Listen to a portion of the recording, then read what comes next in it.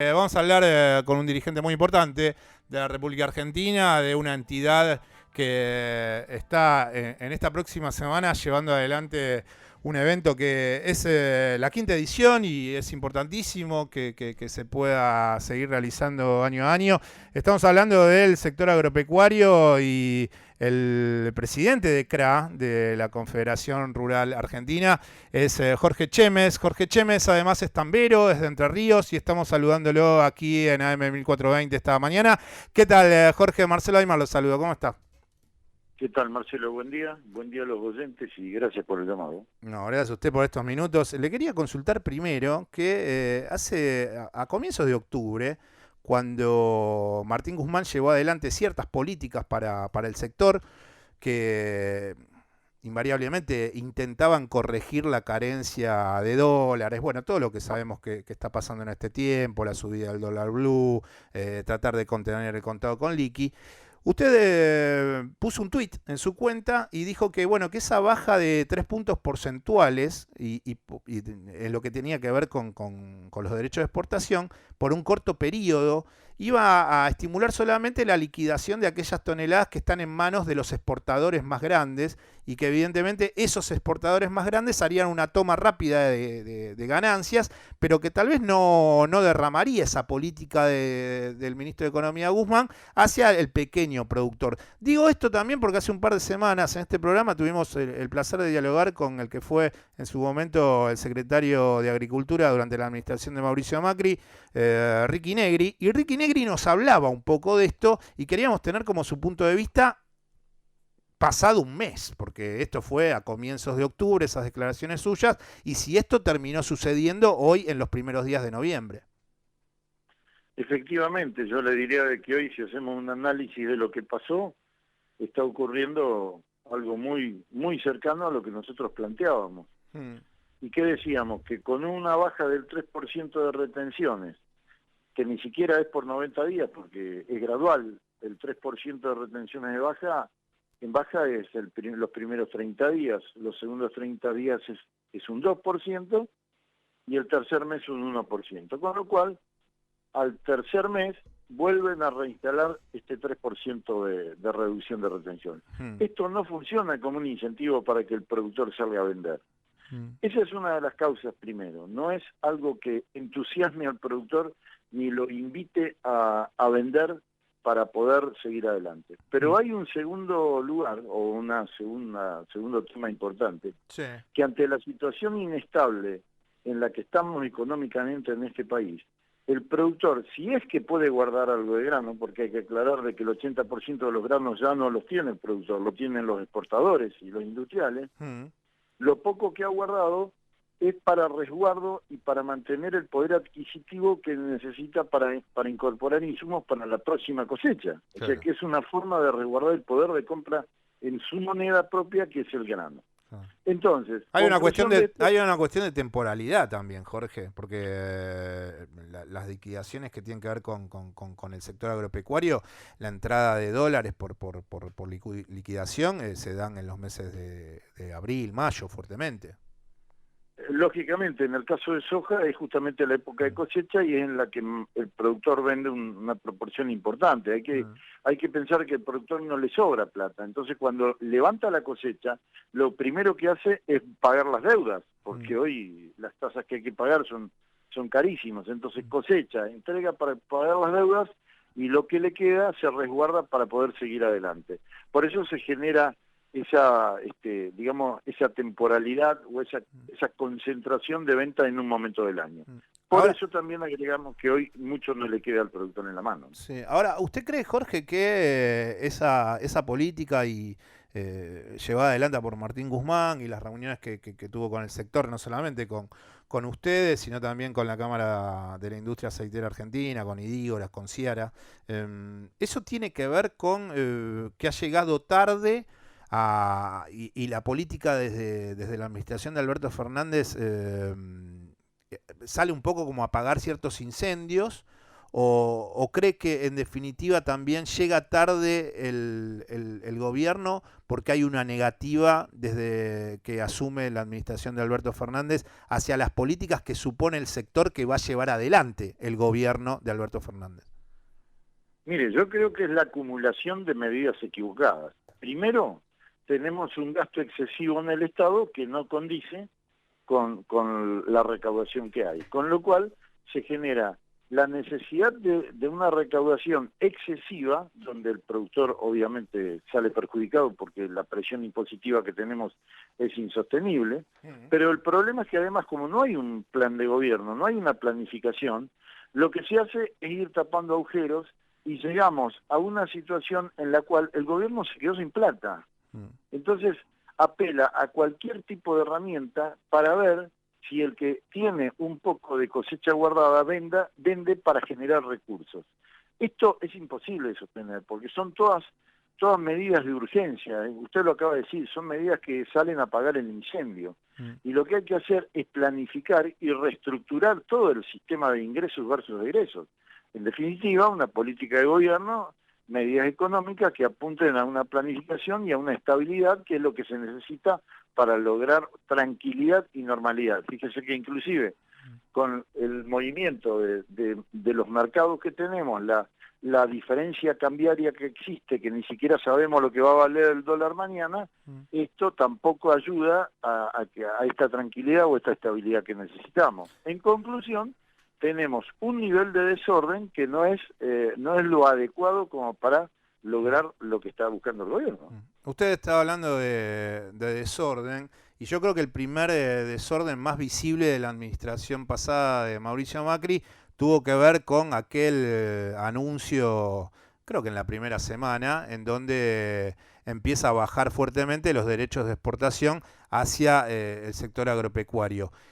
¿Por qué digo que fue un error fuertemente? Que todos, por lo menos los que tenemos una idea periodística de que sabíamos que iba a ser errónea esa política, porque él a la larga terminó beneficiando al sector agropecuario, tal vez ni siquiera en su totalidad, sino en los más grandes, ¿no?, jugadores de ese sector económico, pero es una política que le daba mucho a esos sectores, pero a la larga iba desfinanciando al fisco, al Estado Nacional, porque el país tenía cada vez menor posibilidad de hacer políticas con el ingreso de esos derechos de exportación para poder distribuir en los sectores más endebles de la sociedad.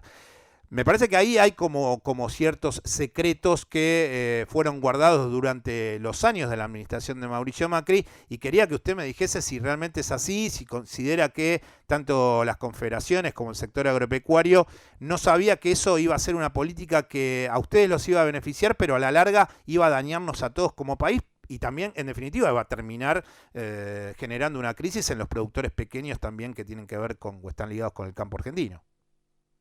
Mire, todos los excesos no son buenos.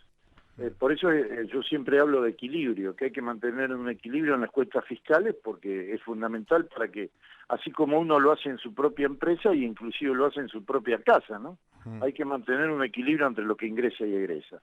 No obstante, lo que usted plantea, que es lo que generó Macri en su comienzo, no fue una medida equivocada en sí. Que no haya tenido los resultados que después nos imaginamos es verdad, pero la realidad es que cuando usted genera una baja de la carga impositiva, automáticamente se transforma en un aumento de producción y obviamente de exportaciones. Entonces, lo que hay que pensar es que con estas medidas lo que se buscaba era que si se bajaba la carga impositiva, esa recaudación se iba a lograr a través de una mayor cantidad de exportaciones. Y de hecho, en el momento en que el clima ayudó y la situación fue promisoria para el campo, se logró una cosecha de 140 millones de toneladas que generó un excedente importante en ese momento para el país. El problema es que seguramente no se adecuaron los gastos del país a ese ingreso que teníamos, y ahí es donde se produce el error, digamos, si se le puede llamar error, o el desequilibrio al que yo llamo. Por eso digo, hay que apuntar a recaudar más, sin duda, produciendo más y exportando más, pero también hay que ajustar los gastos en consecuencia, porque si no, siempre terminamos de gastar lo que no tenemos. Ustedes van a llevar adelante, y yo al comienzo de la entrevista en la presentación decía que tanto el 11 como el próximo 12 de noviembre vía Zoom se lleva adelante lo que, bueno, los que estamos pendientes periodísticamente de las informaciones del sector, se denomina Jonagro. Bueno, Jonagro se va a llevar adelante el 11 y el 12 de noviembre, es el Congreso Anual de CRA, de Confederaciones Rurales Argentinas, y el año pasado estuvo en un mensaje grabado Mauricio Macri, por suerte en ese momento no había pandemia y fue presencial, y fui uno de los que estuvo presente en las charlas que se llevaron adelante. Este año va a estar no de forma grabada, sino tampoco presencial, el presidente Alberto Fernández, quien cerrará Jonagro el 12 de noviembre, y también va a estar el ministro de Desarrollo Productivo, Matías Culfas. Lo que quería era un poco si estas cosas ustedes piensan expresar en estas jornadas de Jonagro, porque evidentemente el lema es el campo es el futuro, pero me parece que si solamente nos quedamos con que el futuro de la Argentina es el campo, hay otros sectores que van a terminar dañados y a la larga va a terminar dañándose el campo, que es un poco lo que estamos tratando de llevar adelante en este diálogo. Yo lo que creo es que cuando se planifica bien un aumento de la producción primaria, eso redunda en beneficio de todos los eslabones. A ver, si consideramos de que el 80% de los ingresos de exportaciones del país surgen de la agroindustria, al tener una mayor producción primaria, la industria va a tener una mayor cantidad de materias primas para procesar. Por ende va a tener mayor trabajo, va a generar más mano de obra, va a exportar más a través de los exportadores y eso va a generar divisas para el país. Esto, si se maneja en forma ordenada y lógica, tiene que dar un resultado positivo. Hay sectores que pueden o no estar de acuerdo con esto que estoy planteando en la cadena agroindustrial, pero sin duda yo creo que desde el gobierno hay que mirar con mayor interés a quienes generan los mayores ingresos. Y en esto está instalado el sector agroindustrial. Yo no creo que por un incremento en el sector agroindustrial se puedan perjudicar otros sectores. Y en esto vamos a darle preponderancia al sector social, a la gente en el país. Por ejemplo, la gente en el país no se perjudica si exportamos más carne porque los cortes que se exportan no son los mismos que se consumen en el mercado interno. Y si se exporta más en materia de granos, por ejemplo, aceites de soja, pellet de soja y todo lo que genera los mayores ingresos, son productos que no se consumen en el mercado interno. Entonces, si se maneja ordenadamente, yo creo que esto tiene que funcionar bien. Ahora, si todo esto se utiliza ideológicamente para generar tendencias, entonces ahí sí estamos en problemas, porque se empiezan a utilizar situaciones que se producen en el país con beneficios políticos, y ahí es donde nos encontramos en problemas. Bueno, también recordemos, Jorge, que en su momento Miguel Echeverre, cuando era presidente de la Sociedad Rural, ni siquiera había sido en ese momento ya ministro de Agricultura y del sector en la presidencia de Mauricio Macri, dijo que había muchos argentinos que no comían esos cortes porque evidentemente no les gustaba el lomo. Me parece que hay muchos pobres en la República Argentina que no saben ni qué es el lomo y podríamos replantearnos ciertas cuestiones que tienen que ver con que a veces uno no conoce lo rico y lo bueno porque nunca tuvo acceso a ello, ¿no? Y bueno, me parece que Miguel Echeverre no sé qué piensa de esas declaraciones en algún momento que hizo. Sin duda, yo no creo que la situación sea así, evidentemente. No creo que la gente no consuma algo porque no quiere. Justamente es o porque no lo conoce o porque no tiene poder adquisitivo. Por eso hay que aclarar bien de que tiene que haber, como existe en muchos países, por ejemplo, no nos vayamos a Suiza. En Uruguay existe un sistema en el cual los cortes de consumo interno no son los que se exportan y el mercado interno está perfectamente abastecido. Bueno, yo creo que acá hay que pensar de la misma manera.